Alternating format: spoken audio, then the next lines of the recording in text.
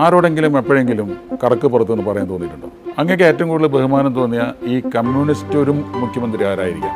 ഞാൻ മുഖ്യമന്ത്രിയാണെങ്കിൽ അങ്ങനെ ഒരു വിധി വരില്ല എന്നാണ് എൻ്റെ പ്രതീക്ഷ.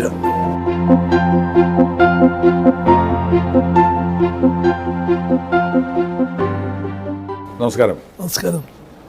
ഏതായാലും 50 വർഷം നിയമസഭാ മെമ്പറായിട്ട് പൂർത്തിയാക്കുന്നു എന്നുള്ളത് എനിക്ക് വലിയ സന്തോഷമുണ്ട്. എന്നെ സംബന്ധിച്ചിടത്തോളം ഞാൻ ആദ്യത്തെ ഒരു സിനിമ ഡയറക്റ്റ് ചെയ്യാൻ പോകുന്നത് പോലെയാണ്. കാരണം ഇങ്ങനെ ഇത്രയും വലിയൊരു വ്യക്തിയോട് ഒരു അഭിമുഖം നടത്തേണ്ടി വന്നിട്ടില്ല. പലപ്പോഴും നമ്മുടെ വല്ല ഇൻ്റർവ്യൂകളൊക്കെ പലരും വന്ന് എടുക്കുന്നല്ലാതെ. പക്ഷേ എനിക്ക് സന്തോഷമുണ്ട്. കാര്യം ഞാൻ ഇഷ്ടപ്പെടുന്ന ഒരു നേതാവാണ്. ഞാൻ ഒരുപാട് കാലമായിട്ട് ഫോളോ ചെയ്തിട്ടുള്ള ഒരു വ്യക്തിത്വമാണ്. അപ്പം എപ്പോഴും ആൾക്കൂട്ടത്തിൻ്റെ ഇടയിൽ മാത്രമാണ് കാണാറുള്ളത്. ഞാൻ തന്നെ 2-3 സ്റ്റേജുകളിൽ നമ്മൾ ഒരുമിച്ചുണ്ടായിട്ടുണ്ട്. ഒരു സ്റ്റേറ്റ് അവാർഡ് അങ്ങയുടെ കയ്യിൽ നിന്ന് എനിക്ക് വാങ്ങേണ്ടി വന്നിട്ടുണ്ട്. തിരക്കഥയ്ക്കുള്ള വിനോദയാത്രയ്ക്കുള്ള അവാർഡ് അങ്ങയുടെ കയ്യിൽ നിന്ന്. പക്ഷേ ഇതിലൊന്നും ഞാൻ അങ്ങയുടെ കണ്ണിൽ രജിസ്റ്റർ ചെയ്യപ്പെടുന്ന വിധത്തിലുള്ള ഒരു സംഭവം ഉണ്ടായിട്ടില്ല. അപ്പോൾ അതുകൊണ്ട് തന്നെ അതല്ലാതെ കാണുക എന്നുള്ളതൊരു സന്തോഷമുണ്ട്. നമ്മൾ കണ്ടിട്ടില്ലെങ്കിലും സത്യനന്ദിക്കാട് എന്ന് പറയുന്നത് പ്രസിദ്ധനായ ഒരാളാണ്. എനിക്ക് കണ്ടിട്ടുകൊണ്ട് അറിയുകയും ചെയ്യാം, കാണുന്നതിനേക്കാൾ കൂടുതൽ അറിയാം. അത്രയും സന്തോഷം. ഈ ആൾക്കൂട്ടത്തിൻ്റെ ഇടയിൽ കൂടെ നടക്കുമ്പോൾ ഞാനൊരു ഫിലിം മേക്കർ ആയതുകൊണ്ട് ഞാൻ ആദ്യത്തെ ചോദ്യം അത് സിനിമയായിട്ട് ബന്ധപ്പെട്ടെന്ന് ചോദിക്കുന്നത്. കാരണം ഈ 50 വർഷത്തെ ജീവിതം ഞാനൊന്ന് ഫോളോ ചെയ്ത് നോക്കി. കാര്യം 17 വയസ്സിൽ ഒരു ഫീസ് കൊടുക്കാൻ ഇല്ലാത്തൊരു കുട്ടിക്ക് സ്വന്തം മോതിരം ഊരി കൊടുത്തുകൊണ്ട് തുടങ്ങിയ ഒരു പ്രവർത്തന രീതിയിൽ 27ാമത്തെ വയസ്സിൽ MLA ആയി. പിന്നെ ഫുൾ ടൈം ഉമ്മൻചാണ്ടി എന്നൊരു വ്യക്തിയെ കാണുന്ന മുഴുവൻ ആളുകളുടെ ഇടയിൽ മാത്രമാണ്.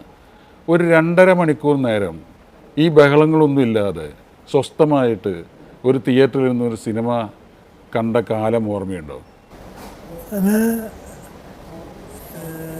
വളരെ ചെറുപ്പത്തിൽ എനിക്ക് സിനിമ കാണുന്നത് വലിയ താല്പര്യമായിരുന്നു.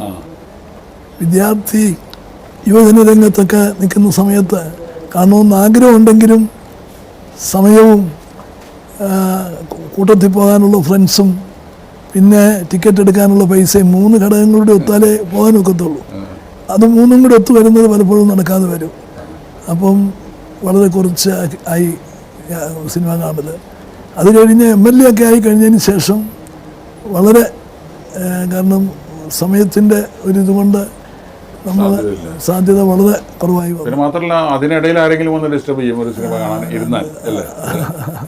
അപ്പം അത് എനിക്കറിയാം. അത് കാരണം കേട്ടറിവാണ് കൂടുതൽ ഉണ്ടാവുക എന്നുള്ളത് അറിയാം. ശരിക്കും എനിക്ക് രാഷ്ട്രീയമായിട്ട് വലിയ ബന്ധമൊന്നുമില്ല. ഞാൻ രാഷ്ട്രീയക്കാരനല്ല. ഒരു പ്രത്യേക ഒരു രാഷ്ട്രീയ വിഭാഗത്തിനോട് അങ്ങനെയുള്ളതല്ല. നമുക്കിപ്പോൾ കേരളത്തിൽ നമുക്കറിയാമല്ലോ, നിഷ്പക്ഷരാണല്ലോ ഭരണം പോലും നിയന്ത്രിക്കുന്നത്. കോൺഗ്രസ്സുകാർക്ക് എന്നും കോൺഗ്രസ്സുകാർക്കും കമ്മ്യൂണിസ്റ്റുകാരെന്നും കമ്മ്യൂണിസ്റ്റുകാർക്ക് വോട്ട് ചെയ്യും. അതിൻ്റെ ഇടയിലുള്ള ആളുകളാണ് ഇത്തവണ നമുക്ക് ആര് തിരഞ്ഞെടുക്കും അതിൻ്റെ ഒരു പ്രതിനിധിയായിട്ട് കണ്ടാൽ മതി.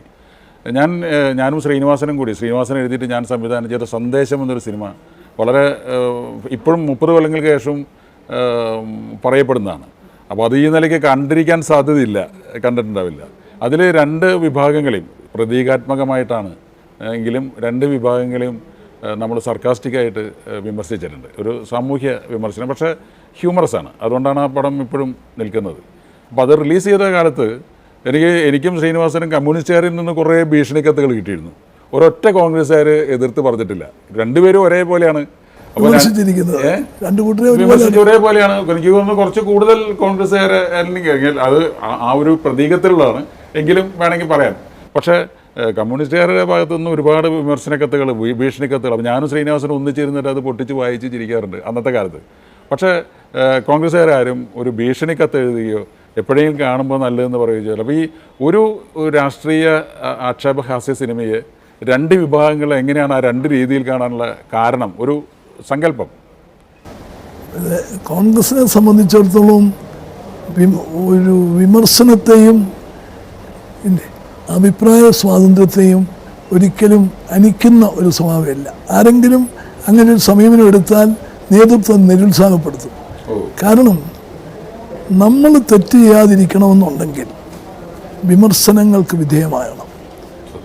നമ്മൾ ക്ലോസ്ഡ് മൈൻഡായി ആരും പറയുന്നത് കേൾക്കാൻ തയ്യാറാകുന്നില്ല, വിമർശനം കേൾക്കാൻ തയ്യാറാകുന്നില്ലെങ്കിൽ ഞാൻ എൻ്റെ വഴിക്ക് ഞാൻ പോകുന്നത്, എൻ്റെ വിചാരം ഞാൻ ചെയ്യുന്നതൊക്കെ ശരിയാണെന്നാണ്. പക്ഷെ ഞാൻ ചെയ്യുന്ന തെറ്റാ. അത് ചൂണ്ടിക്കാണിക്കാൻ ഒരാളുണ്ടാകുക എന്ന് പറയുന്നത് പൊതുജീവിതത്തെ മെച്ചപ്പെടുത്തുന്നതിന് പൊതുപ്രവർത്തകരെ ശക്തിപ്പെടുത്തുന്നതിന് ആവശ്യമാണെന്ന് ഞങ്ങൾ കരുതുക. ഈ പത്രങ്ങൾക്കുള്ള സ്വാധീനം അതല്ലേ, സ്ഥാനം അതല്ലേ, ഒരു തിരുത്തൽ ശക്തിയാണ്. ഞാൻ എമർജൻസിയിലുള്ള കാലഘട്ടത്തിലുള്ള പല നന്മകളെയും തിരിച്ചറിഞ്ഞിട്ടുള്ള ആളാണ്. ഒരു വലിയ മാറ്റം പല രംഗങ്ങളിലും വന്നിരുന്നു, പ്രത്യേകിച്ച് കേരളത്തിൽ. പക്ഷെ ഒരു ദൂഷ്യം വന്നു, സെൻസറിങ്. മാധ്യമങ്ങളെ നിയന്ത്രിച്ചതാണ് അന്ന് വന്നിട്ടുള്ള ഒരു പോരായ്മയെന്ന് ഞാൻ കാണുന്നു. മറിച്ചല്ലെങ്കിൽ വളരെയേറെ കാര്യങ്ങൾ അന്ന് ഗുണകരമായിട്ട് വന്നിട്ടുണ്ട്. പക്ഷേ ഇതിൻ്റെ പേരിൽ പല പ്രശ്നങ്ങൾ വരും. കാരണം അപ്പോൾ അതുകൊണ്ട് പൊതുജീവിതത്തിൽ വിമർശനങ്ങൾക്ക് വിധേയനായിരിക്കണം പൊതുപ്രവർത്തകരും ഭരണാധികാരികളും. അത് പരിധി വിട്ടുപോകുന്നു എന്നൊക്കെയുള്ള ആക്ഷേപമുണ്ട്. അത് വേറൊരു കാര്യമാണ്. അത് ശരിയല്ല. സ്വയം ശുദ്ധീകരിക്കാനുള്ള ഒരിതാണ്. അപ്പം ഞാൻ എൻ്റെ മനസ്സിലെപ്പോഴും ഞാൻ എന്ത് ചെയ്യുമ്പോഴും ഇത് ആളുകൾ മുഴുവൻ കണ്ടുകൊണ്ടിരിക്കുകയാണെന്നുള്ള വിധത്തിലാണ്. അപ്പം അത് തെറ്റരുത്, വിമർശനത്തിന് വിധേയമാകരുത് എന്നതുണ്ട്.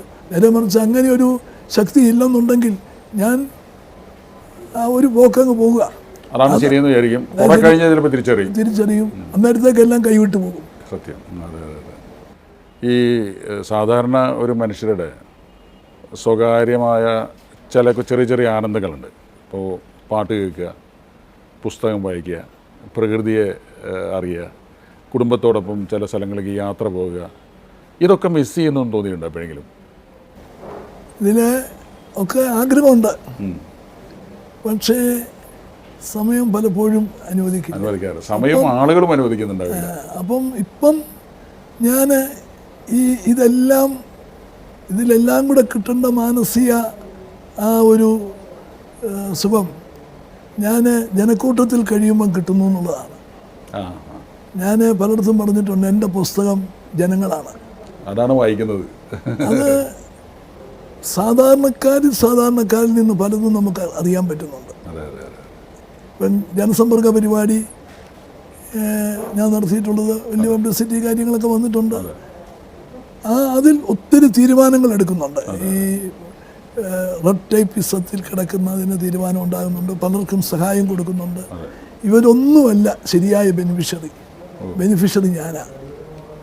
എനിക്ക് ഇത്രയും അധികം ആളുകളുമായി ഇൻട്രാക്ട് ചെയ്യാൻ കിട്ടുന്ന അവസരത്തിൽ അവരുടെ ഓരോരുത്തരും വന്നിരിക്കുന്ന വെറുതെ ഇരിക്കുന്നവർ വരികയല്ല, അവരുടെ ജീവിത പ്രയാസങ്ങൾ പറയാൻ വന്നിരിക്കുക, അവരുടെ ദുഃഖങ്ങൾ പറയാൻ വന്നിരിക്കുക.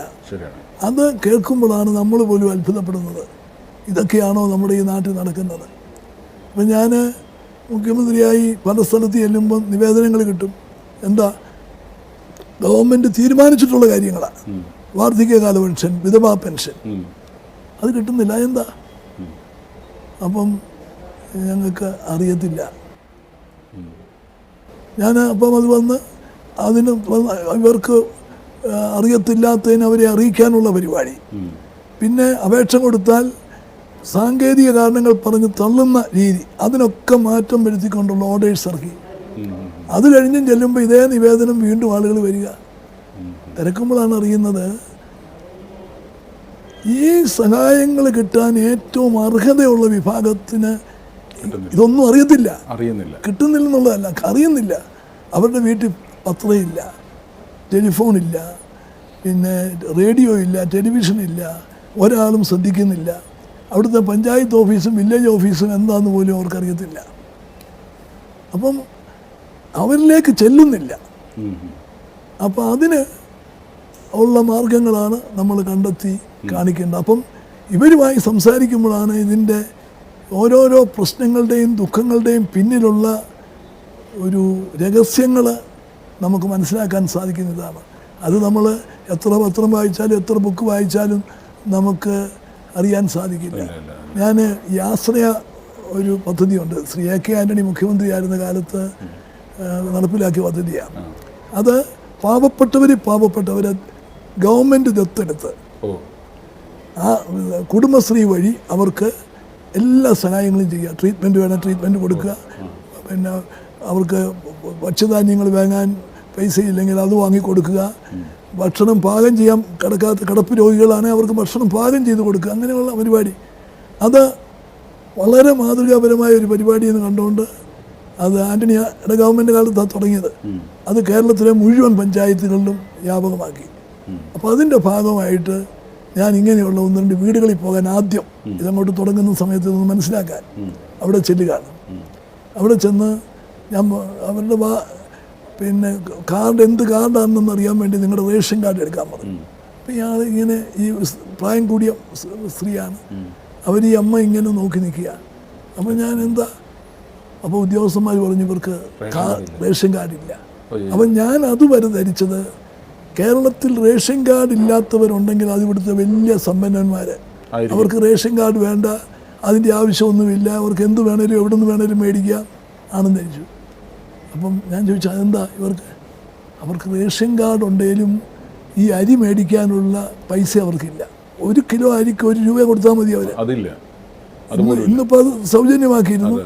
ഇപ്പോൾ 1 രൂപ 1 കിലോ അരിക്ക് അതുപോലും അവരുടെ ഇല്ല.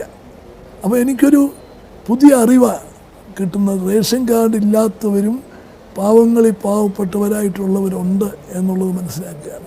അത് നേരെ ഈ അവരിലേക്ക് ഇറങ്ങി ചെല്ലുമ്പോഴാണ് അറിയുന്നത്, അല്ലെങ്കിൽ മറ്റൊരാൾ പറഞ്ഞറിയുന്നതല്ലല്ലോ.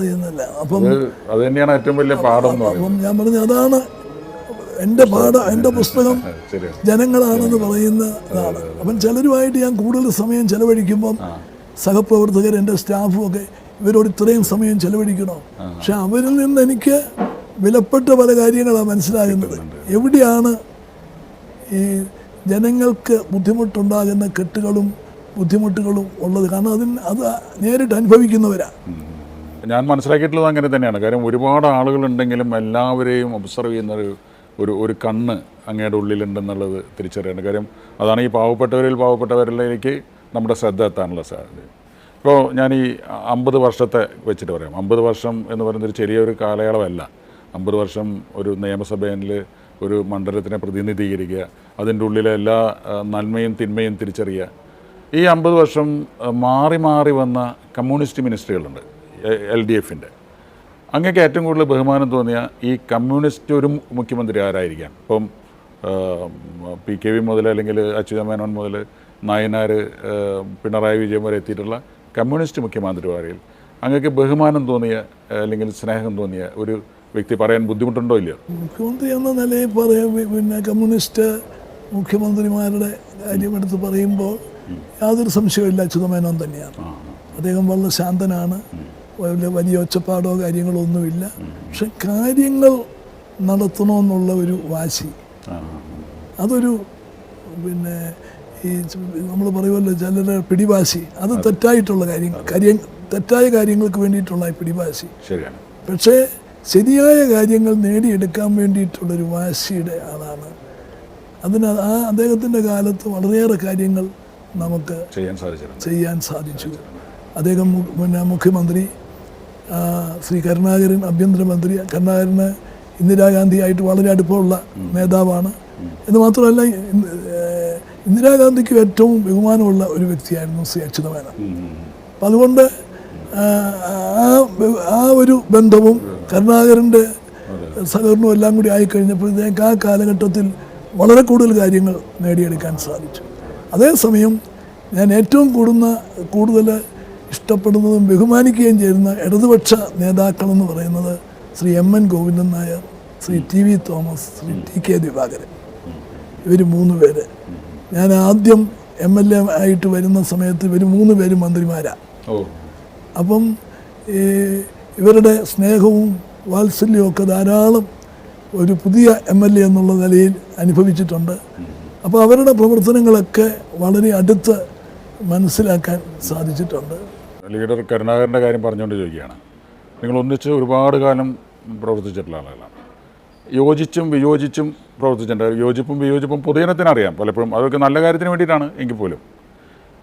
അദ്ദേഹത്തിൻ്റെ ഏറ്റവും വലിയ ക്വാളിറ്റീസായിട്ട് ഇപ്പം നമുക്കറിയാം, ഇപ്പോൾ അദ്ദേഹം പോയി കഴിഞ്ഞതിന് ശേഷം ആണ് അദ്ദേഹത്തിൻ്റെ പ്രസക്തി കൂടുതൽ തിരിച്ചറിയുന്നത്. നമുക്ക് വേണ്ടി എന്തെല്ലാം കാര്യങ്ങൾ ചെയ്തിട്ടുണ്ട്. ഇപ്പോൾ നെടുമ്പാശ്ശേരി എയർപോർട്ട് കൊണ്ടുവരാനുള്ള ഒരു ശ്രമം, സിനിമയ്ക്ക് ചിത്രാഞ്ജലി എന്ന് പറയുന്ന സ്റ്റുഡിയോ സ്റ്റാർട്ട് ചെയ്യാനുള്ളത്, പിന്നെ കൈരളി തിയേറ്റേഴ്സിനുള്ള തുടക്കം കുറിച്ചത്, ഇങ്ങനെ ഒരുപാട് നന്മകൾ നമ്മൾ പിന്നീട് തിരിച്ചറിഞ്ഞുകൊണ്ടിരിക്കുന്നു. അടുത്തറിഞ്ഞിട്ടുള്ള ഒരാളെന്ന നിലയ്ക്ക് കരുണാകരനിൽ കണ്ടിട്ടുള്ള ഏറ്റവും സവിശേഷമായ സ്വഭാവങ്ങൾ എന്താണ്?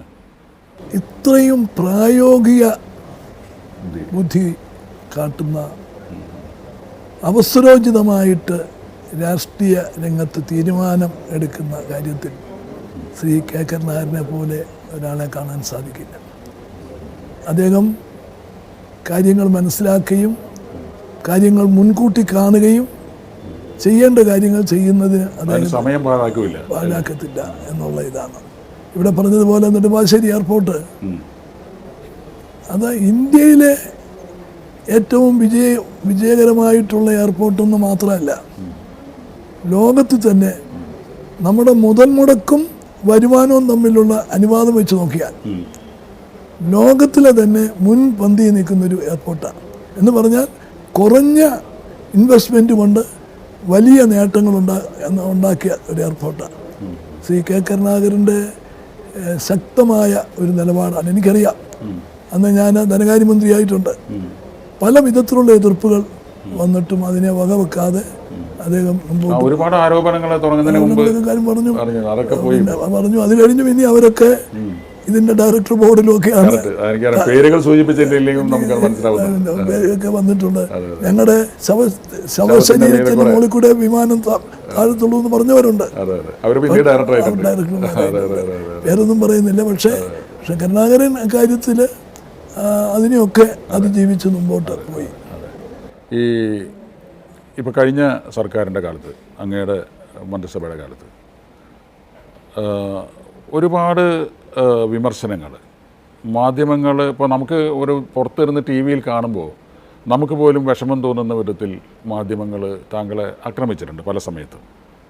ആരോടെങ്കിലും എപ്പോഴെങ്കിലും കടക്ക് പുറത്തുനിന്ന് പറയാൻ തോന്നിയിട്ടുണ്ടോ? ഒരിക്കലും ഇല്ല.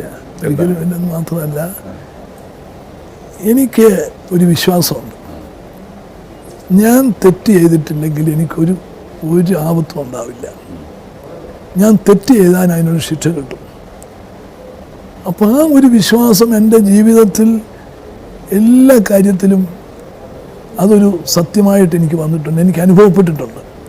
അതുകൊണ്ട് ഏത് വിമർശനം വന്നാലും ഞാൻ അതിനെ ഫേസ് ചെയ്യുന്നത്, അത് കേട്ടിട്ട് സന്തോഷമല്ല ഉള്ളത്, ദുഃഖമുണ്ട്, പ്രയാസമുണ്ട്, ഫേസ് ചെയ്യാനായിട്ടുള്ള വിഷമങ്ങളുണ്ട്. ഇതൊക്കെ ആണേലും ഇതൊക്കെ താൽക്കാലികമാണ്. നാളെ ഇതിന് തെളിയും, നമുക്കൊരു നല്ല സമയം ഉണ്ടാകും എന്നുള്ളൊരു വിശ്വാസം. അത് ഒരു സംയമനം പാലിക്കാൻ എനിക്ക് ശക്തി തരുന്നു. എനിക്ക് ആ ഒരു ശക്തിയാണ്. നേരെ മറിച്ച് ഞാൻ തകർന്നു, ഇതോടുകൂടി വേറെ ഒന്നും ഇല്ലെന്നുണ്ടെങ്കിൽ ഞാൻ ഇതുപോലെ പിടിച്ചു നിൽക്കത്തില്ല. അല്ലെങ്കിൽ ഈ പറയുന്ന ആക്ഷേപങ്ങളിൽ ഒരംശമെങ്കിലും എനിക്ക് എന്നെ ബാധിക്കുന്നതാണെങ്കിൽ എനിക്ക് ഈ നിലപാടെടുക്കാനൊക്കത്തില്ല. ഞാൻ പതറും. കാരണം നിന്നത് എനിക്ക് ഈ ഒരു ആത്മവിശ്വാസം ഉള്ളത് കൊണ്ട് മാത്രമാണ്. ഈ ഒരു ഹ്യൂമറായിട്ട് കണ്ടാൽ മതി. നമ്മൾ ടി വിയിലൊക്കെ ആണല്ലോ അങ്ങയുടെ ഇൻ്റർവ്യൂകളൊക്കെ കാണാറ്. അപ്പം പത്രസമ്മേളനത്തിലൊക്കെ ചില പത്രക്കാർ ചോദ്യങ്ങൾ ചോദിക്കും. അത് കേൾക്കുമ്പോൾ അത് വളരെ പെട്ടെന്ന് എന്താണ് ചോദിച്ചതെന്ന് ഞങ്ങൾക്കൊക്കെ മനസ്സിലാവും. അങ്ങ് വീണ്ടും അത് റിപ്പീറ്റ് ചെയ്യിപ്പിക്കും, എന്താണെന്ന് ചോദിച്ചിട്ട്. അപ്പോൾ അതിനോട് സാമ്യം വരുന്നത് നമ്മുടെ ശ്രീനിവാസൻ, എൻ്റെ സുഹൃത്താണ്. ശ്രീനിവാസനോട് ചില ചോദ്യങ്ങൾ ചോദിച്ചാൽ ഉത്തരം പറയാൻ കുറച്ച് ബുദ്ധിമുട്ടുള്ള സമയത്താണെങ്കിൽ ശ്രീനി പൊട്ടിച്ചിരിക്കാൻ തുടങ്ങും.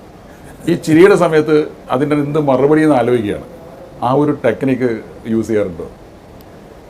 ചിലപ്പം ചോദ്യങ്ങൾ മനസ്സിലാകാതെ വരും, ചിലപ്പം ഈ പറഞ്ഞതുപോലെ ഒരു തയ്യാറെടുപ്പിനുള്ള സമയം എടുക്കാണെന്നത് അത് നല്ലതാണ്. പക്ഷേ ഞാൻ പറയുന്നത് അത് കാണുമ്പോൾ നമുക്ക് ഒരു രസം തോന്നും. കാരണം ചോദിക്കുന്നത് വ്യക്തമായിട്ട് നമുക്ക് മനസ്സിലാവും. അങ്ങനെ ചോദിക്കുന്നത് എന്താ അപ്പോൾ അതിൻ്റെ ഇടയിൽ ഇവരോട് പറയാനുള്ള മറുപടി രൂപപ്പെടുത്തും. അപ്പോൾ ഞാൻ ശ്രീനിവാസൻ്റെ അടുത്ത് പറയാറുണ്ട്, നിങ്ങൾക്ക് ഇങ്ങനൊരു ചായ ഉണ്ട്. കാരണം എന്തെങ്കിലും കുനിഷ്ഠ ചോദ്യം ചോദിച്ചാൽ ശ്രീനി അങ്ങോട്ട് ചിരിക്കും. ആ ചിരിയുടെ ഇടയിലാണ് പുള്ളി മറുപടികൾ കണ്ടെത്താൻ ശ്രമിക്കാറുള്ളത്. പിന്നെ ഇപ്പം കഴിഞ്ഞ കൊല്ലം കേരളം മുഴുവൻ വളരെ ചൂട് പിടിച്ച ഒരു ചർച്ച നടന്നതാണ് ശബരിമല. അത് സുപ്രീം കോടതിയുടെ ഒരു വിധി, അത് നടപ്പാക്കാനുള്ള കാലപരിധി സുപ്രീം കോടതി വെച്ചിട്ടില്ല. പക്ഷെങ്കിലും അത് നടപ്പാക്കാൻ വേണ്ടിയിട്ട് സർക്കാർ മുന്നിട്ടിറങ്ങുകയും കേരളം മുഴുവൻ അതിനുവേണ്ടി പ്രചരണം നടത്തുകയും വലിയ വാക്കോലാഹലങ്ങളൊക്കെ നടക്കുകയും ഒക്കെ ഉണ്ടായി. അത് ഒരുപാട് പ്രയാസങ്ങൾ വിശ്വാസികളുടെ മനസ്സിലൊക്കെ കുറേ പ്രയാസങ്ങളുണ്ടായി. അത് നിയമം വേറെ, ആചാരം വേറെ എന്നുള്ള അർത്ഥത്തിൽ.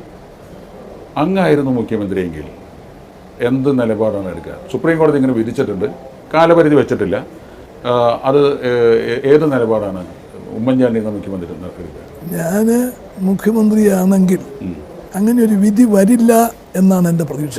കാരണം ശ്രീ വി.എസ്. അച്യുതാനന്ദൻ ഇരുന്ന കാലത്താണ് ഈ ആചാരങ്ങൾക്കെതിരായിട്ടൊരു അഫിഡവിറ്റ് കൊടുത്തത്. ഇത് ഗവൺമെൻറ്റിൻ്റെ ശ്രദ്ധയിൽ ഇത് കോടതി ദീർഘകാലത്തേക്ക് ഈ കേസെടുത്തില്ല. 2016 ജനുവരി ആദ്യം കേസെടുക്കുമ്പോഴാണ് ഇതിൻ്റെ അഫിഡവിറ്റിൻ്റെ വിവരം മനസ്സിലാകുന്നത്. ഇങ്ങനെ ആചാര വിശ്വാസങ്ങൾക്കെതിരായിട്ടുള്ളൊരു കൊടുത്തു. ഞാൻ അന്നേരം തന്നെ കോടതിയിൽ പിന്നെ സർക്കാർ വക്കീലിനെ കൊണ്ട് പുതിയ അഫിഡവിറ്റ് കൊടുക്കുന്നതിന് സമയം ചോദിച്ചു. അപ്പം ചോദിച്ചു, ഇതിന് മാറ്റമുണ്ടോ എന്ന് ചോദിച്ചു. മാറ്റമുണ്ട്. ആചാരങ്ങൾക്കും വിശ്വാസങ്ങൾക്കും എതിരായിട്ട് നിൽക്കുന്നത് ശരിയല്ല, അതുകൊണ്ട് ഗവൺമെൻറ്റിന് പുതിയ അഫിഡവിറ്റ് അവതരിപ്പിക്കാൻ അവസരം തരണമെന്ന് പറഞ്ഞു. ഞങ്ങൾ ശക്തമായിട്ടുള്ള അഫിഡവിറ്റ് കൊടുത്തു. ആ അഫിഡവിറ്റാണ് പൂർണ്ണമായും പിന്താങ്ങിക്കൊണ്ട് ആ സിംഗിൾ ജഡ്ജിയുടെ വിയോജന വന്നിരിക്കുന്ന കേരള ഗവൺമെൻറ്റിൻ്റെ സ്റ്റാൻഡ് വ്യക്തമാക്കിക്കൊണ്ടാണ്. കാരണം ഇന്ത്യൻ ഭരണഘടനയിൽ ഒരു വിശ്വാസ സമൂഹത്തിന് സ്വന്തമായ ആചാരങ്ങളും അനുഷ്ഠാനങ്ങളും നിശ്ചയിക്കുന്നതിന് അവകാശമുണ്ട്. അത് ചൂണ്ടിക്കാണിച്ചാണ് ഞാൻ മുഖ്യമന്ത്രിയായിരുന്ന സമയത്ത് അഫിഡവിറ്റ് തിരുത്തി കൊടുത്തത്. അതാണ് സിംഗിൾ ബെഞ്ചിൻ്റെ വിധി. അപ്പം ഞാൻ പ്രതീക്ഷിക്കുന്നത് ഒരിക്കലും ഗവൺമെൻറ് ആ ആസ്പെക്റ്റ് സ്ട്രെസ് ചെയ്ത് പറഞ്ഞു കഴിയുമ്പോൾ അങ്ങനെ ഒരു വിധി കാണുമായിരുന്നു എന്ന് ഞാൻ വിശ്വസിക്കുന്നു. ഇനി അഥവാ മറിച്ചൊന്ന് വന്നാൽ തന്നെ എങ്ങനെ അതിനെ പ്രായോഗികമായി അതിനെ നേരിടാൻ സാധിക്കും എന്ന നിലയിൽ പരിശോധിക്കുമായിരുന്നു. ഇങ്ങനെ എത്ര ധൃതി പിടിച്ച് തീരുമാനം എടുക്കലാഞ്ഞു. അതുപോലെ തന്നെയാണ് ശ്രീ പത്മനാഭസ്വാമി ക്ഷേത്രത്തിലെ ആ വലിയ സമ്പത്ത്, അത് സംബന്ധിച്ച് UDF എടുത്തൊരു നിലപാടുണ്ട്. അത് രാജകുടുംബത്തിൻ്റെ വിശ്വസനീയതയിൽ നിലനിർത്തിക്കൊണ്ട് അതിനെ ഉൾക്കൊണ്ടുകൊണ്ട് ഗവൺമെൻറ്റിനൂടെ പങ്കാളിത്തമുള്ള രീതിയിൽ ആചാര അനുഷ്ഠാനങ്ങളും വിശ്വാസവും പൂർണ്ണമായി സംരക്ഷിക്കത്തക്ക വിധത്തിൽ ആ സമ്പത്ത് അവിടെ തന്നെ സംരക്ഷിക്കാനും അതിന് ഗവൺമെൻറ്റിൻ്റെ പൂർണ്ണ ചെലവിൽ അവർക്ക് സെക്യൂരിറ്റി കൊടുക്കാനും ഒക്കെ ഉള്ളതായിരുന്നു സമീപനം. അതിവർ മാറ്റി വന്നു. പക്ഷേ കോടതി തീരുമാനം വളരെ വ്യക്തമായിട്ട് അതിന് അനുകൂലമായിട്ട് വന്നിരിക്കുന്നു. അപ്പം ആചാരങ്ങളും വിശ്വാസങ്ങളുമായിട്ട് വരുന്ന കാര്യത്തിൽ നമ്മൾ പൊളിറ്റിക്കൽ ലീഡർഷിപ്പ് അതിനകത്ത് രാഷ്ട്രീയമായിട്ട് കാണുകയോ അല്ലെങ്കിൽ രാഷ്ട്രീയ കാഴ്ചപ്പാടിൻ്റെ അടിസ്ഥാനത്തിൽ തീരുമാനങ്ങൾ എടുക്കുകയോ ചെയ്യുന്നത് ശരിയല്ല എന്നാണ് എൻ്റെ വിശ്വാസം. എപ്പോഴും വിശ്വാസികളുടെ ആ വിശ്വാസം നമ്മൾ മാനിക്കണം. ഇത് മുറിവേൽപ്പിക്കുകയാണ് ചെയ്തത്. ഒരിക്കലും ശരിയല്ലാത്ത ഒരു സംഗതിയാണ്. അത് കണക്കിലെടുക്കണം. അത് എടുക്കേണ്ടതാണെന്നുള്ള വിശ്വാസമാണുള്ളത്. പിന്നെ നമുക്കിപ്പോൾ പുറത്തു നിന്ന് നോക്കുമ്പോൾ കാണുന്ന ഇതൊരു ചോദ്യമുത്തരമായിട്ട് കണക്കാക്കുന്ന നല്ലൊരു അഭിപ്രായ പ്രകടനം. അപ്പം ഈ അടുത്ത കാലത്തിലെ കുറച്ച് കാര്യങ്ങളായിട്ട് രാഷ്ട്രീയം പലർക്കും ഒരു തൊഴിലായി മാറുന്നൊരവസ്ഥ വരുന്നുണ്ട് പൊതുവായിട്ട്. അതായത് ഇപ്പോൾ ഏത് പാർട്ടിയായാലും, കോൺഗ്രസ് ആയാലും കമ്മ്യൂണിസ്റ്റ് ആയാലും ഒക്കെ ഒരുപാട് ചെറുപ്പക്കാർ, ഒരുപാട് ആളുകൾ, ഇപ്പോൾ നമ്മളൊരാളെ പരിചയപ്പെടുകയാണെങ്കിൽ ഞാനൊരു ഡോക്ടറാണ്, ഇപ്പോൾ ഞാൻ എൻജിനീയറാണ്, ഞാൻ പൊളിറ്റിക്സിലാണ് എന്ന് പറഞ്ഞാൽ അത് അവൻ്റെ ഒരു തൊഴിലായി മാറുന്നൊരവസ്ഥ ഉണ്ടാകുന്നുണ്ട്. അത് എപ്പോഴെങ്കിലും ശ്രദ്ധയിൽപ്പെട്ടിട്ടുണ്ടോ? കാരണം നമുക്ക് ഇവരൊക്കെ അണികളൊക്കെ ആവശ്യമാണ്. പക്ഷേ ഇപ്പോൾ നേതാക്കളുടെ ഉപനേതാക്കളും കഴിഞ്ഞാൽ കുറേ പേര് നമുക്കിതിൻ്റെ അരികെ പറ്റി ജീവിക്കുകയാണ്. കാരണം അവർ ഒരു ശമ്പളം വാങ്ങിക്കുന്നില്ല, അവർ ടാക്സ് കൊടുക്കുന്നില്ല, പക്ഷെ അവരുടെ കുട്ടികളൊക്കെ നല്ല സ്കൂളിൽ പഠിക്കുന്നു, അവർ നല്ല ജീവിത നിലവാരത്തിലേക്ക് ഉയരുന്നു. അത് അഴിമതിയിലേക്ക് വളർത്തുന്ന ഒരു സംവിധാനമല്ലേ, അല്ലെങ്കിൽ അതിനുള്ള പ്രവണതയില്ലേ? അതെങ്ങനെയും നമുക്ക് അത് ബോധവൽക്കരിക്കാൻ എന്തെങ്കിലും സാധ്യതയുണ്ടോ? സ്വാതന്ത്ര്യ സമരകാലത്ത് പൊതുജീവിതം എന്ന് പറഞ്ഞാൽ ത്യാഗമായിരുന്നു. നഷ്ടപ്പെടാൻ മാത്രമാണ്.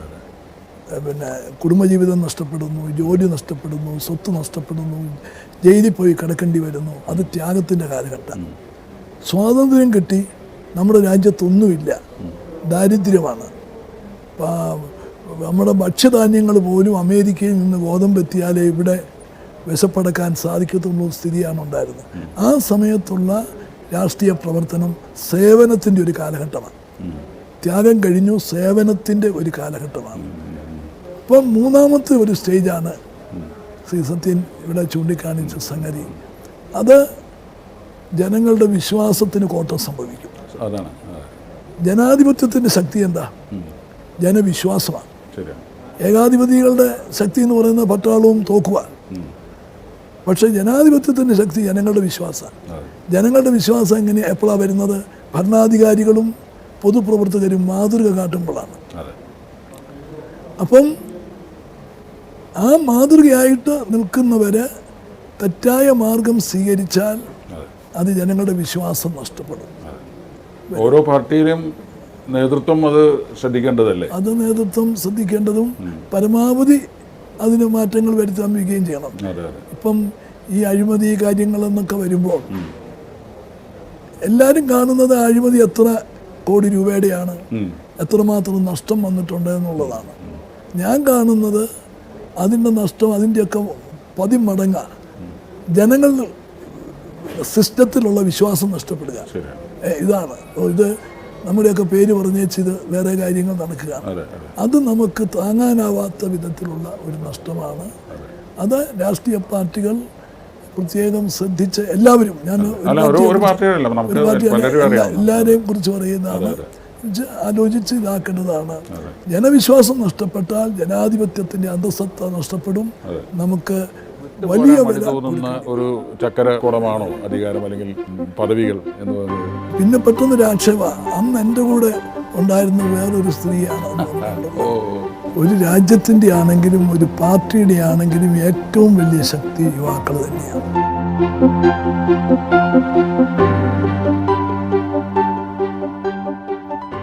അപ്പോൾ നിങ്ങളൊക്കെ വന്ന കാലം നമുക്ക് ഓർമ്മയുണ്ട്. അത് ഒരു ഇഷ്യൂവിന് വേണ്ടി അല്ലെങ്കിൽ ഒരു ലക്ഷ്യത്തിന് വേണ്ടിയിട്ടുള്ള സമരമായിരുന്നു.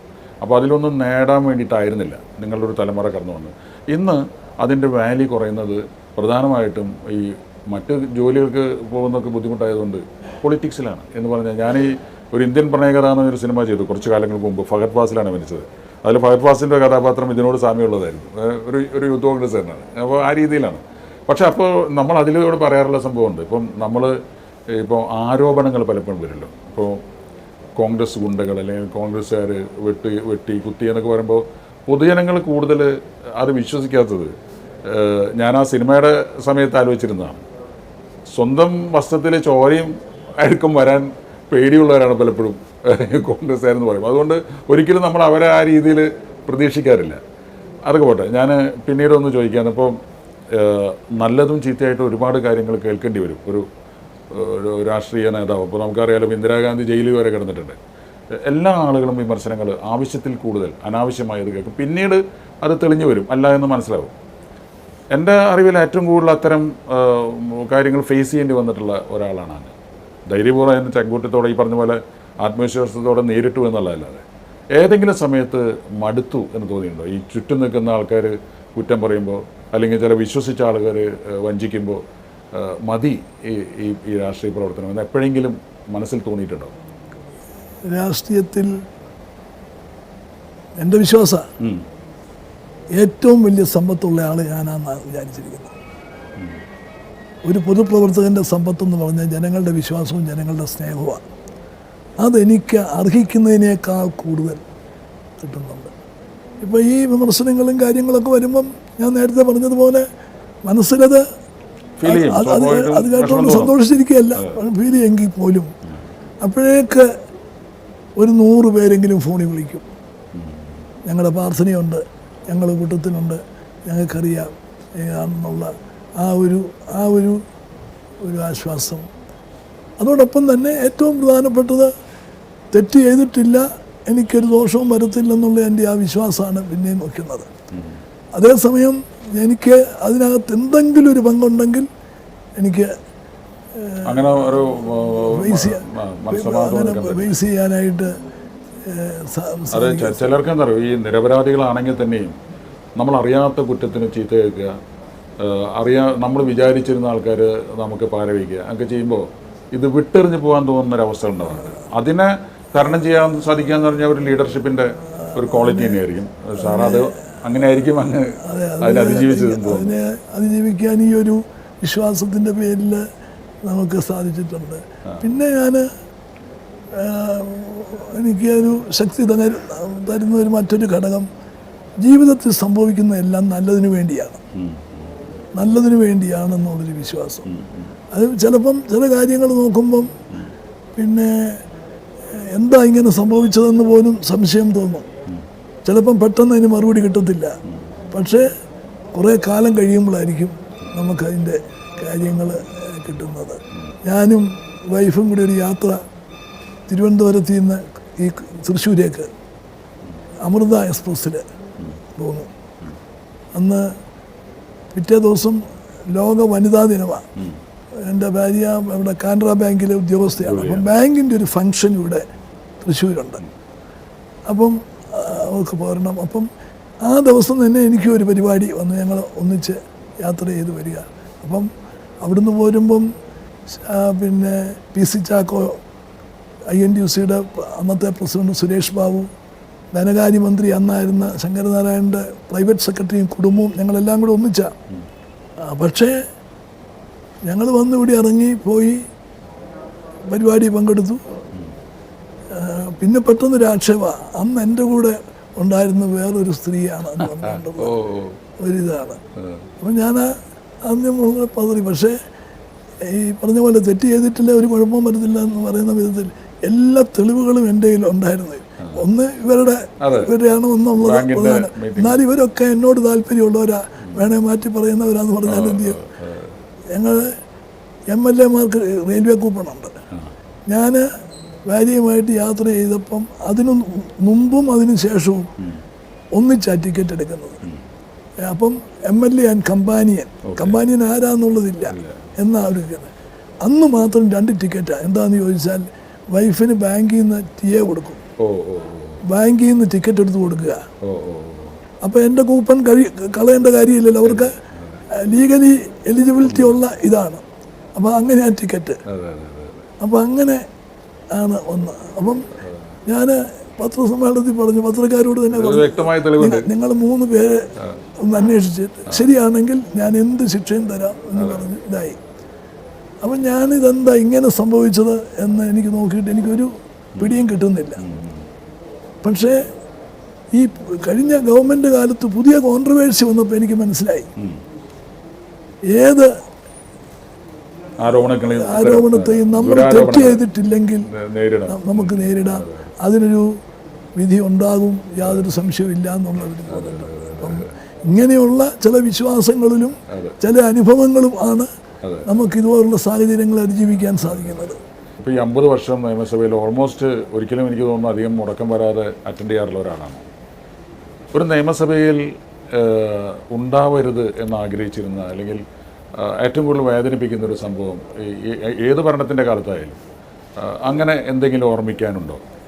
ഇത് പാടില്ലായിരുന്നു, ഇങ്ങനെ നമ്മുടെ ഒരു നിയമസഭയിൽ ഇങ്ങനെ നടക്കാൻ പാടില്ലായിരുന്നു എന്ന് തോന്നിയ ഏതെങ്കിലും? ഏറ്റവും വിഷമമുണ്ടായ ഒരു സംഭവം 87-ലെ നൈനാർ ഗവൺമെൻറ്റിൻ്റെ കാലത്ത് ആണെന്ന് തോന്നുന്നു. അതെ, ശ്രീ MV രാഘവൻ അന്ന് മാർക്സിസ്റ്റ് പാർട്ടിയിൽ നിന്ന് മാറി ഇങ്ങേപ്പുറയോട്ട് വന്നിരിക്കുകയാണ്. അദ്ദേഹം ശ്രീ TK രാമകൃഷ്ണനോട് ഒരു ചോദ്യം ചോദിച്ചു. TK രാമകൃഷ്ണൻ അദ്ദേഹത്തിൻ്റെ പോയിൻ്റ് ഓഫ് വ്യൂവിൽ, MVRൻ്റെ പോയിൻ്റ് ഓഫ് വ്യൂവിൽ ഒട്ടും നീതീകരിക്കാൻ പറ്റാത്ത വിധത്തിലുള്ള സത്യമല്ലാത്തൊരു മറുപടി പറഞ്ഞു എന്നാണ് അദ്ദേഹത്തിൻ്റെ ഇത്. അദ്ദേഹം അതിൻ്റെ തെളിവ് ആയിട്ട് ഏറ്റവും പുറകിലിരിക്കുന്ന അദ്ദേഹം മുമ്പിലോട്ട് വന്ന് ഈ തെളിവുള്ള രേഖ അദ്ദേഹത്തിന് വെച്ച് നീട്ടി. അപ്പോൾ അദ്ദേഹം വാങ്ങിയില്ല. അപ്പോൾ ആ രേഖ അദ്ദേഹത്തിൻ്റെ പോക്കറ്റിലോട്ടിട്ടു. അപ്പോഴത്തേക്ക് മാർക്സിസ്റ്റ് പാർട്ടി MLA-മാർ ഇങ്ങോട്ട് വന്ന് അദ്ദേഹത്തെ അവിടെ എടുത്തിട്ടങ്ങ് അടിക്കുകയാണ്. MV രാഘവൻ അവരുടെ നേതാവില്ല, അവരുടെ അദ്ദേഹത്തിൻ്റെ ഏറ്റവും വലിയ ശിഷ്യന്മാരായിട്ടുള്ളവരാണ്. ക്രൂരമായിട്ടുള്ള മർദ്ദനം. വേറെ എവിടെയെങ്കിലും ആയിരുന്നെങ്കിൽ ഒന്ന് തടസ്സം, ഞാൻ മുമ്പിലിരിക്കുക, എൻ്റെ തൊട്ടടുത്താണ്, എനിക്ക് തടസ്സം പിടിക്കാനൊന്ന് ഇറങ്ങാൻ പോലും പറ്റാത്ത ഒരു സാഹചര്യം വന്നല്ലോ എന്ന് ഓർത്ത് ദുഃഖിച്ചു. അത് ജീവിതത്തിൽ ഒരിക്കലും പിന്നെ മറക്കാൻ പറ്റാത്തൊരു അനുഭവമാണ്. സാക്ഷിയാവുക എന്നുള്ളത് സാക്ഷിയാകാൻ സാധിച്ച വേദന ഒന്ന്. അതിനേക്കാൾ വേദന തോന്നിയത് ഇതിനെ തുടർന്ന് അസംബ്ലി നിർത്തിവെച്ചു. എന്നിട്ട് സ്പീക്കറുടെ അവിടെ ഒരു യോഗം കൂടി, ഇതിനെന്ത് ചെയ്യണം എന്ന്.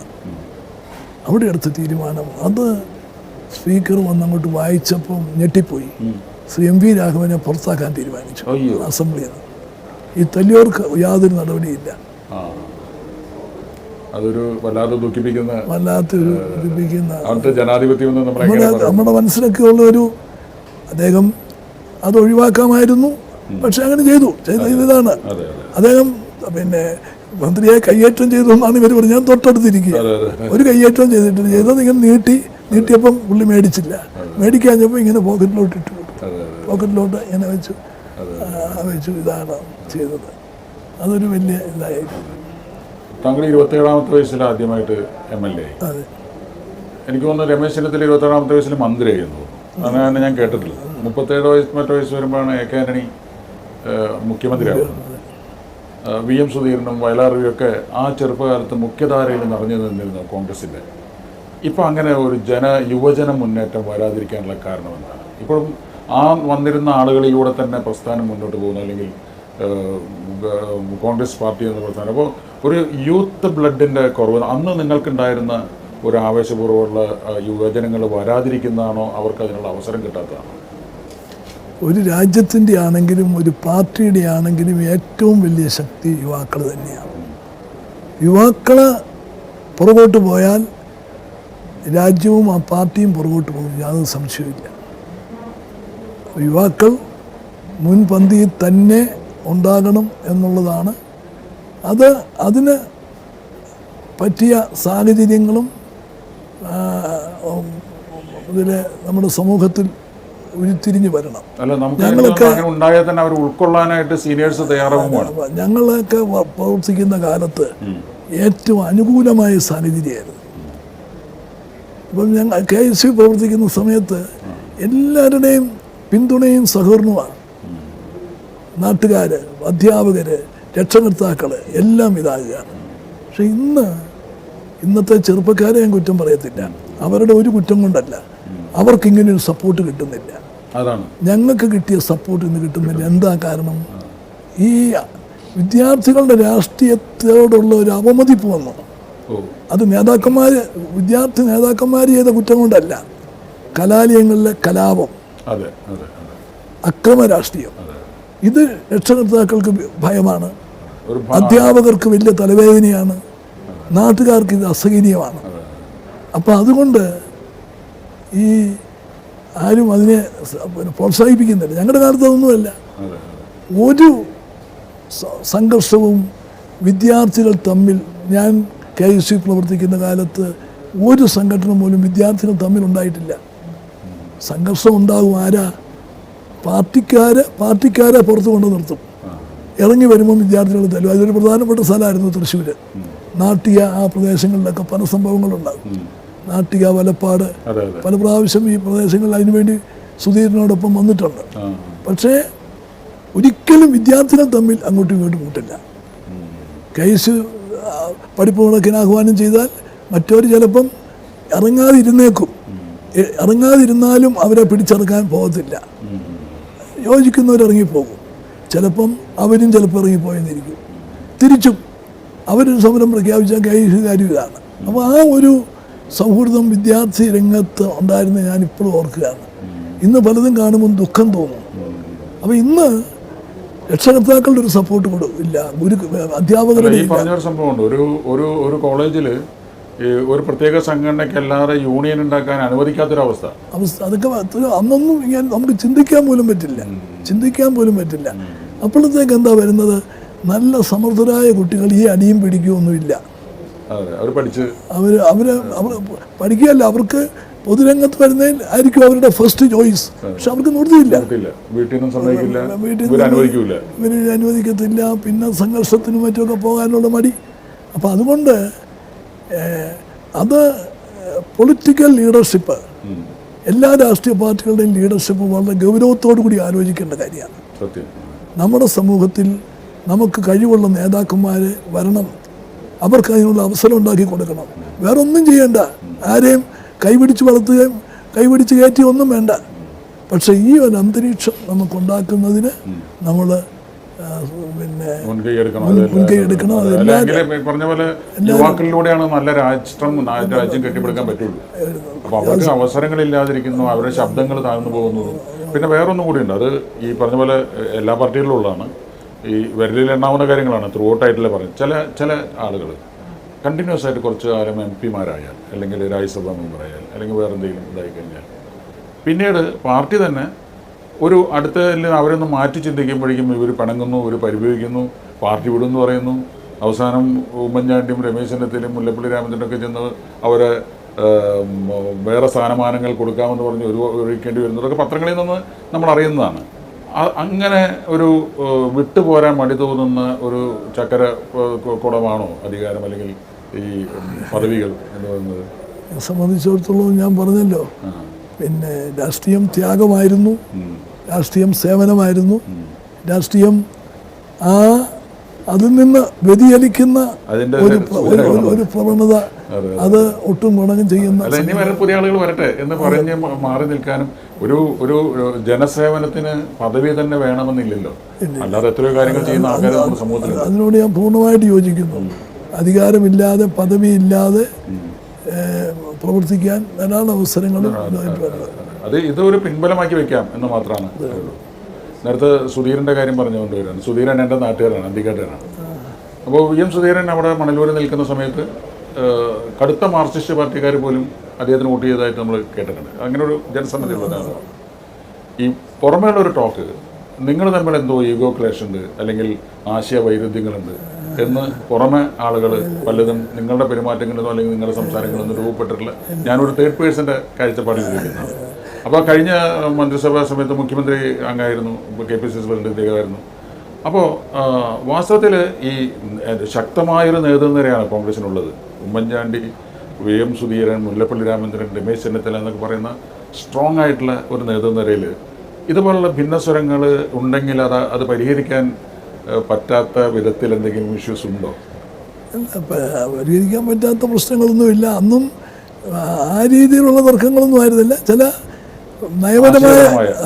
നയപരമായ ചില കാര്യങ്ങളുടെ കാര്യത്തിൽ ചില അഭിപ്രായ വ്യത്യാസം അത് ഞങ്ങൾ അതാത് സമയത്ത് സോർട്ട് ഔട്ട് ചെയ്തുകൊണ്ടാണ് മുമ്പോട്ട് പോയിട്ടുണ്ട്. പത്രങ്ങളൊക്കെ പിന്നെ ആഘോഷിക്കും. അപ്പോൾ അത് നമ്മൾ എങ്ങനെ പലപ്പോഴും ചിന്തിക്കാറില്ല. ഈ മതനിരപേക്ഷതയാണ് എല്ലാ പാർട്ടിക്കാരും ഉയർത്തിപ്പിടിക്കുന്ന മുദ്രാവാക്യം, നമുക്ക് മതങ്ങൾക്ക് അതീതമായിട്ട്. പക്ഷെ ഒരു തെരഞ്ഞെടുപ്പ് വരുമ്പോൾ നമ്മൾ കാണുന്ന ഒരു പ്രവണത, ഒരു മണ്ഡലത്തിൽ ഒരു മതവിഭാഗത്തിന് കൂടുതൽ വോട്ടുകളുണ്ടെങ്കിൽ ആ വിഭാഗത്തിൽ വേറെ നേതാക്കൾ ഉണ്ടായാൽ തന്നെയും ആ വിഭാഗത്തിലെ ഒരാളെ അവിടെ സ്ഥാനാർത്ഥിയാക്കാൻ ശ്രമിക്കുക. അത് കോൺഗ്രസിൻ്റെ മാത്രമല്ല പറയുന്നത്. പ്രത്യേകിച്ചും കഴിഞ്ഞ ഒരു തവണ ക്രിസ്റ്റി ഫെർണാണ്ടസ് എന്ന് പറയുന്ന ഒരാൾ അന്ന് വരെ കേട്ടിട്ടില്ലാത്തൊരു നേതാവ് LDFൻ്റെ സ്ഥാനാർത്ഥിയായിട്ട് വരുന്നു, പിന്നെയും കേട്ടിട്ടില്ല. അപ്പോൾ കാരണം ആ വിഭാഗത്തിന് വോട്ടുകൾ കൂടുതൽ. അപ്പോൾ ഈ മതനിരപേക്ഷത എന്ന് പറയുന്നത് വെറും ഒരു മൂടുപടമാണോ? നമുക്ക് അവിടെ രാഷ്ട്രീയം എവിടെയാണ്, മതമാണോ മുന്നിട്ട് നിൽക്കുന്നത്? ഇത് വളരെ ഗൗരവമായി ചർച്ച ചെയ്യേണ്ട ഒരു സംഗതിയാണ്. നമ്മുടെ രാജ്യത്തിൻ്റെ ഏറ്റവും വലിയ ശക്തി മതേതരത്വമാണ്, മതസൗഹാർദ്ദമാണ്. അതിന് വെള്ളം ചേർക്കാൻ ഒരു വിധത്തിലും ഒരു രാഷ്ട്രീയ പാർട്ടിയും ഒരു വ്യക്തിയും തയ്യാറാകരുത് എന്നാണ് എനിക്കുള്ള ഒരു അപേക്ഷ. കാരണം അതിന് എന്തെങ്കിലും സംഭവിച്ചാൽ അത് നമ്മുടെ രാജ്യത്തിൻ്റെ ആത്മാവ് നഷ്ടപ്പെടുന്ന സ്ഥിതിയിലേക്ക് വരും, അതിലേക്ക് വരും. അപ്പോൾ അങ്ങനെ ഒരു സ്ഥിതിവിശേഷം ഒരിക്കലും ഉണ്ടാകാൻ പാടില്ല. അതിന് എല്ലാവരും ഒരേ സ്വരത്തിലും ഒരേ സമീപനത്തിനും മാറ്റിയെടുക്കേണ്ടതാണ്. ചിലപ്പോൾ വരും തലമുറയിലേക്ക് ഇപ്പോൾ ഈ കോവിഡ് കാലം നമ്മൾക്ക് ഒരു തുടങ്ങുന്ന സമയത്ത് ഈ കോവിഡ് എന്നുള്ള ഒരു 1-2 മാസങ്ങൾക്കുള്ളിൽ തീരുമെന്നായിരുന്നു ധാരണ. ഇപ്പം ഞാനടക്കമുള്ള സിനിമാ മേഖലയിലുള്ള ആളുകളുടെ അടക്കമുള്ള സ്തംഭനാവസ്ഥയിലാണ്. എന്ന് ഇത് മാറുന്ന ഉറപ്പിക്കാൻ പറ്റുന്നില്ല, എന്ന് തിയേറ്ററുകൾ തുറക്കാൻ പറ്റുന്ന പറഞ്ഞാൽ, എന്ന് ശരിക്കുള്ള ഷൂട്ടിംഗ് തുറക്കാൻ പറ്റുന്ന പറഞ്ഞാൽ മൊത്തം പൊതുജീവിതം സ്തംഭിച്ചിരിക്കുന്നൊരവസ്ഥയാണ്. ഒരു മറുവശം ഞാൻ പറയുന്നത് ഇത് സത്യമാണ്, ഇതിനെ നമുക്ക് നേരിട്ടേ പറ്റൂ. ഈ കേന്ദ്ര സർക്കാരിനും കേരള സർക്കാരിനും പലപ്പോഴും ഇതൊരു കവചമായി മാറുന്നുണ്ടോ? ഈ കോവിഡ് എന്ന് പറയുന്ന ഒരു കാരണമായിട്ട് അവർക്കതൊരു ഒരു എന്താണ് പറയുക, ഒരു മറയായിട്ട് മാറുന്നു. ഇപ്പോൾ പൗരത്വ ബില്ലിനെ പറ്റിയുള്ള ചർച്ചകളില്ല. JNUവിൽ സമരം ചെയ്ത എല്ലാ കുട്ടികളും ഇന്ന് അവർ ജയിലിലടച്ചു. നമുക്ക് ഒരു പരസ്യമായിട്ട് പ്രതികരിക്കാൻ പറ്റാത്ത ഒരു സാഹചര്യം ഉണ്ടായി, സമരങ്ങൾ അടിച്ചമർത്തുന്ന അവസ്ഥയാണ്. ഈ കോവിഡ് വേറൊരു രീതിയിൽ രണ്ട് കേന്ദ്ര സർക്കാരിനും കേരള സർക്കാരിനും ഗുണകരമായി മാറുന്നുണ്ടോ? അല്ല, അത് ഇപ്പം കോവിഡ് നമ്മുടെ ആരുടെയും ജീവിതകാലത്ത് അനുഭവിച്ചിട്ടുള്ള ഒരു ക്രൈസിസ് അല്ല. നമ്മൾ ഭാവനെ പോലും കണ്ടിട്ടുള്ള ഒരു സാഹചര്യമല്ല. അത് രാജ്യത്തെ ആകെ നടുക്കിയിരിക്കുകയാണ്. അതിൻ്റെ ഫലമായി ബെനിഫിഷ്യറി ചില വിമർശനങ്ങളും ചില സമരങ്ങളും ഒക്കെ ഒഴിവാക്കുന്നതിലൂടെ ഒരു കാരണം പിന്നെ കേന്ദ്ര ഗവൺമെൻറ്റിനോ സംസ്ഥാന ഗവൺമെൻറ്റിനോ ഒരു താൽക്കാലിക ആശ്വാസം ഉണ്ടെങ്കിലും അതൊരു ആശ്വാസമായിട്ട് തീരുന്നില്ല. കാരണം സാമ്പത്തിക ക്രൈസിസ് ഗവൺമെൻറ്റുകളെയും വ്യക്തികളെയും ഒരുപോലെ ബാധിക്കുക. ഒരുപോലെ ഒരു വ്യക്തിക്ക് ഒരു പക്ഷേ ജോലി നഷ്ടപ്പെടുന്ന, ആ വരുമാനം നഷ്ടപ്പെടുന്ന ഏതാനും ആയിരങ്ങളുടെ പ്രശ്നമാണെങ്കിൽ സംസ്ഥാന ഗവൺമെൻറ്റിന് ആയിരക്കണക്കിന് ഉള്ള കോടി രൂപയുടെ ക്രൈസിസാണ്. സെൻട്രൽ ഗവൺമെൻറ്റിന് ലക്ഷക്കണക്കിന് കോടി രൂപയുടെ ക്രൈസിസാണ്. ഈ ക്രൈസിസിനെ എങ്ങനെ മറികടക്കാൻ സാധിക്കും? അതാണ് നമ്മളിപ്പം ആലോചിക്കേണ്ടത്. നമ്മൾ ഏതായിരുന്നാലും ഒരു കാര്യം വ്യക്തമാണ്, നമ്മൾ കുറേ കാലത്തേക്ക് കോവിഡിനോടൊപ്പം ജീവിച്ചേ മതിയാവും. അല്ലാതെ ഇത് അടച്ചിട്ട് ഈ പ്രശ്നം പരിഹരിക്കാം എന്നുള്ളതൊന്നും വെച്ചിട്ട് കാര്യമില്ല. അത് പ്രായോഗികമല്ല. നമ്മൾ കോവിഡിനോടൊപ്പം ജീവിക്കാൻ തയ്യാറെടുക്കുക, ജാഗ്രത പുലർത്തുക, സാമൂഹിക അകലം പാലിക്കുക. അല്ലെങ്കിൽ നമ്മുടെ പട്ടിണി മരണമായിരിക്കും. കോവിഡ് മരണങ്ങൾ കൂടുതൽ ഇപ്പൊ തന്നെ പിടിച്ചുപറി, കളവ് ഇതൊക്കെ കൂടി തുടങ്ങുന്നതിൻ്റെ പട്ടിണി മരണമായിരിക്കും ഇവിടെ ഉണ്ടാകാൻ പോകുന്നത്. അതുകൊണ്ട് ഈ അടച്ചിടുന്ന ആ ഒരു തന്ത്രം അത് വേണ്ടത്ര വിജയകരമല്ല എന്ന് ബോധ്യപ്പെട്ട സാഹചര്യത്തിൽ കോവിഡ് വിത്ത് ലീവ് വിത്ത് കോവിഡ് എന്നുള്ള നിലയിലേക്ക് നമ്മൾ പോകേണ്ടി വന്നിരിക്കുകയാണ്. പക്ഷേ അതേസമയം ജാഗ്രത അല്പം പോലും കൈവെടിയാനും പറ്റില്ല. ഒരു ചെറിയ ഒരു ലേഖനത്തിൽ കണ്ട ഒരു വിഷയമാണ്. അതായത് അതൊരു കുസൃതി ചോദ്യമായിട്ട് കണക്കാക്കിയാൽ മതി. അധികം വലിയ വിദ്യാഭ്യാസമൊന്നും ഇല്ലാത്ത ചില ആൾക്കാരൊക്കെ ബസ്സുകൾ വാങ്ങി ബസ്സിൻ്റെ ടാക്സ് കൊടുത്ത് കണ്ടമാനം കൈക്കൂലി കൊടുത്ത് എന്നിട്ടും അവരുടെ ബസ് സർവീസ് പലപ്പോഴും ലാഭകരമാകും. വലിയ IAS IPS ഭരിച്ചിട്ടും എന്തുകൊണ്ടാണ് നമ്മുടെ KSRTC കടത്തിലേക്ക് ഒരു പൊതുമേഖലാ സ്ഥാപനം കടത്തിലേക്ക് പോയിക്കൊണ്ടിരിക്കുന്നത്? ഇതൊന്നും അറിയാത്ത ആളുകൾ നടത്തിയിട്ട് ചില ബസ് സർവീസുകളൊക്കെ പലരും മുതലാളിമാരായിട്ട് വിരാജിക്കുന്നുണ്ട്. നമുക്ക് കാലാകാലങ്ങളായിട്ട് വലിയ പഠിച്ച ആളുകളാണ് ഇത് മുഴുവൻ കൺട്രോൾ ചെയ്യുന്നത്. ഇത് ഒരു ഒറ്റ വാക്കിൽ മറുപടി പറയാവുന്ന കാര്യമല്ല. ഞാൻ അതിൻ്റെ ഒരു കുസൃതി ചോദിക്കുകയാണ്. എന്താണ് എന്നും ഈ പൊതുമേഖലാ സ്ഥാപനങ്ങൾ കേരളത്തിൽ നഷ്ടമാകുന്നത്? പൊതുമേഖലാ സ്ഥാപനങ്ങളിൽ സാമ്പത്തിക അച്ചടക്കം വേണം, ഡിസിപ്ലിൻ വേണം. ഇത് രണ്ട്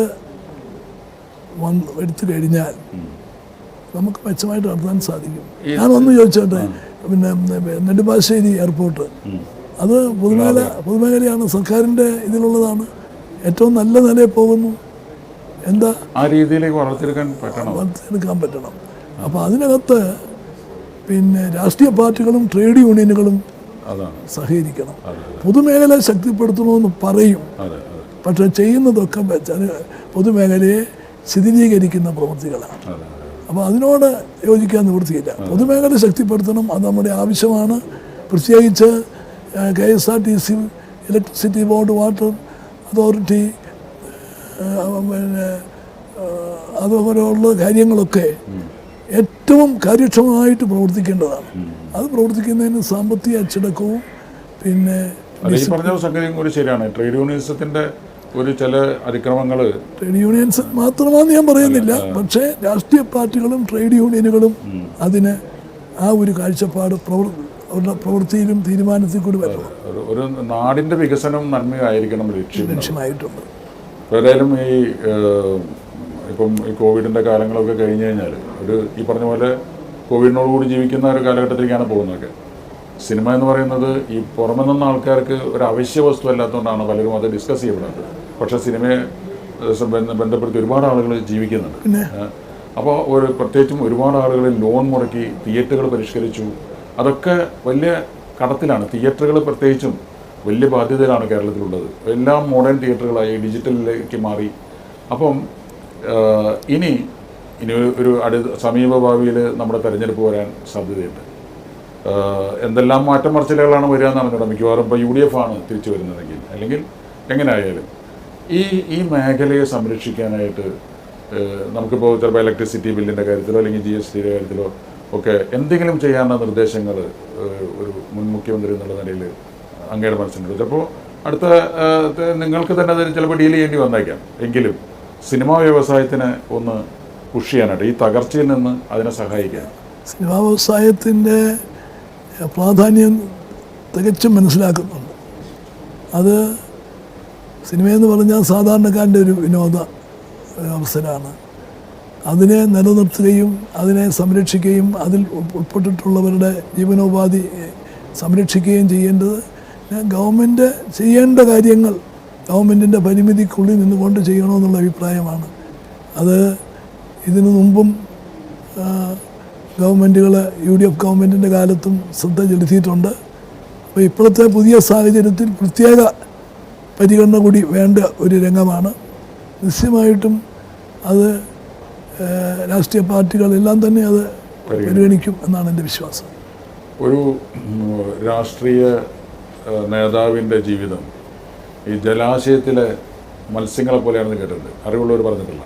അത് ട്രാൻസ്പെറൻ്റാണ്. തെളിഞ്ഞ ജലാശയത്തിലെ മീനുകൾ കാണുന്ന പോലെ ഒരു രാഷ്ട്രീയ നേതാവിൻ്റെ ജീവിതം കാണുന്നതാണ്. അവിടെ ദുരൂഹത ഉണ്ടാകാൻ പാടില്ല. പണ്ട് PKV പറഞ്ഞതായിട്ട് ഞാനൊരു വീഡിയോ ക്ലിപ്പിനെ മറ്റുണ്ട്, ഉമ്മൻചാണ്ടിയുടെ ജീവിതം അങ്ങനെയാണ് എന്ന്. അതായത് തെളിഞ്ഞ ജലാശയത്തിലെ മീനുകളെ പോലെയാണ്. കാര്യം ആർക്കും കാണാം എന്നുള്ള തുറന്ന പുസ്തകം എന്നുള്ള എൻ്റെ മറ്റൊരു രേഖ. അപ്പം ഞാൻ ആശംസിക്കുന്നു ഈ 50 വർഷം എന്ന് പറയുന്നത് അതിൻ്റെ ഒരു വലിയ ഒരു പിൻബലമായിട്ട് എടുക്കട്ടെ. അങ്ങെപ്പോഴും ഈ പറഞ്ഞ വാക്കുകളിലൊക്കെ ഒരു യുവത്വം കീപ്പ് ചെയ്യുന്ന രാഷ്ട്രീയ നേതാവാണ്. മുന്നിലേക്ക് ജനങ്ങളോടൊപ്പം ജനങ്ങൾക്ക് വേണ്ടി നീങ്ങാൻ ആഗ്രഹിക്കുന്ന നേതാവാണ്.